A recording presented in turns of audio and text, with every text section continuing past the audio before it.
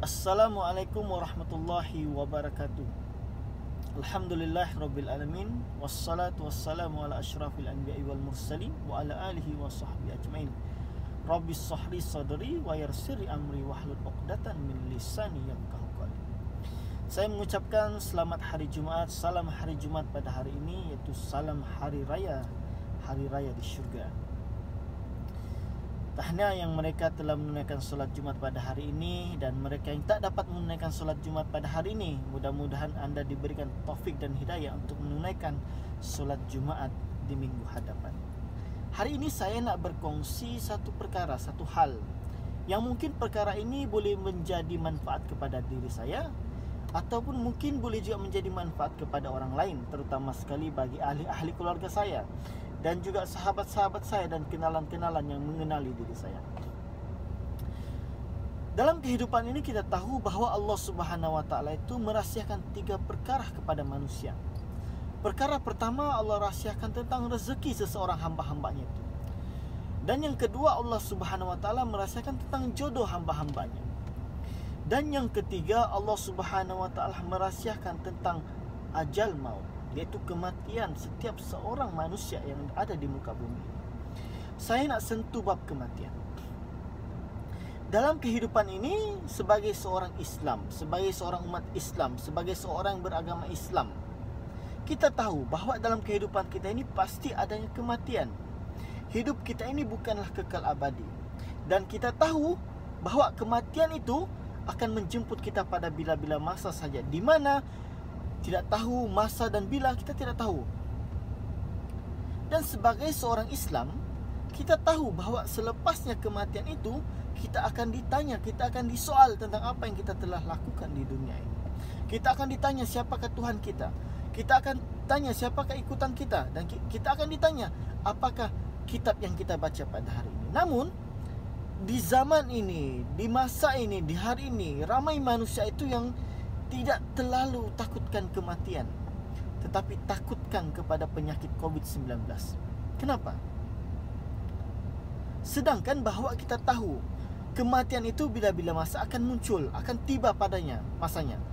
Tetapi masalah pada masa sekarang ini, masalah pada diri kita sekarang ini, kita tidak yakin bahawa suatu hari nanti kita akan mati, dan kita akan disoal tentang apa yang kita telah lakukan. Oleh sebab tidak ada keyakinan itulah, kita tidak mahu belajar tentang agama Islam. Kita tidak mahu menunaikan solat 5 waktu sehari semalam. Kita tidak mahu belajar tentang Al-Quran. Kita hanya hidup berlandaskan jalan agama Islam. Kita menyambut hari raya. Kita berpuasa di bulan Ramadan. Kita tidak makan makanan yang dilarang oleh Islam seperti babi ataupun arak. Namun di zaman sekarang, bukan hanya orang tidak beragama Islam yang meminum arak, tetapi orang yang beragama Islam sendiri yang meminum minuman arak, sedangkan dia tahu bahawa minuman itu adalah haram. Setiap manusia itu pernah melakukan kesilapan. Setiap manusia itu tidak ada yang suci daripada dosa. Tetapi kalau kita sebagai orang yang mengenali orang itu, orang yang tahu dengan apa yang dia lakukan itu, kita tidak tegur, maka siapa lagi yang akan menegur dia? Jadi hari ini saya membuat video ini terbuka kepada semua orang. Saya nak menegur, kalau kita merasakan diri kita ini seorang hamba kepada Allah Subhanahu wa taala, hentikan perkara-perkara yang Allah Subhanahu wa taala larang. Mungkin kita tidak akan boleh menjadi sekaya orang lain, mungkin kita tidak akan boleh menjadi sealim ulama orang lain, tetapi kita boleh menjadi seorang muslim yang benar-benar muslim, menunaikan solat 5 waktu sehari semalam, menjauhi daripada apa yang Allah telah larang. Kita yakin bahawa percayalah, suatu hari nanti kita akan mati. Suatu hari nanti kita akan bertemu Allah Subhanahu wa taala. Malahan pada zaman sekarang ada ibu bapa yang mengajarkan perkara-perkara yang haram kepada anak-anaknya. Saya membuat video ini bukanlah nak marah sesiapa, tapi saya cuma nak menegur. Saya cuma nak memberi nasihat. Nasihat ini juga kepada diri saya sendiri. Selagi masih ada masa, selagi masih ada waktu yang terluang, inilah kesempatan kita untuk belajar, untuk memahami apa itu agama Islam. Inilah masa yang ada untuk kita faham bahawa jauhilah apa-apa yang telah dilarang oleh agama Islam itu sebenarnya adalah untuk kebaikan diri kita sendiri dan juga kepada orang lain.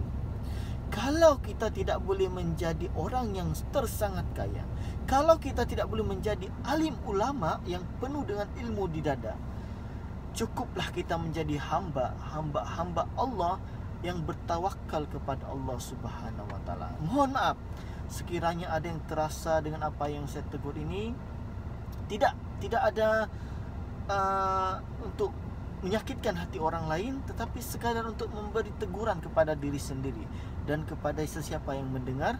Mudah-mudahan Allah Subhanahu wa taala mengampuni dosa-dosa kita. Allah telah berikan kita peluang dan kesempatan.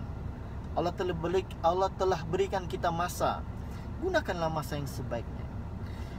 Buanglah perkara-perkara yang Allah Subhanahu wa taala telah larang. Insya-Allah kehidupan kita akan diberi petunjuk oleh Allah Subhanahu wa taala untuk lebih dekat kepadanya. Itu sahaja. Mohon maaf jika ada terkasar bahasa. Insya-Allah yang baik itu daripada Allah Subhanahu wa taala. Yang tidak baik itu daripada diri saya sendiri. Manusia itu sentiasa melakukan kesilapan. Tidak ada manusia yang sempurna yang tidak pernah melakukan kesilapan di dunia ini. Namun dengan hadirnya orang-orang yang baik di sekeliling kita, kita ambillah manfaat, kita ambillah kebaikannya. Ambil yang jernih, buang yang keruh. InsyaAllah kita jumpa di video pada akan datang. Itu sahaja daripada saya, Azam. Assalamualaikum warahmatullahi wabarakatuh.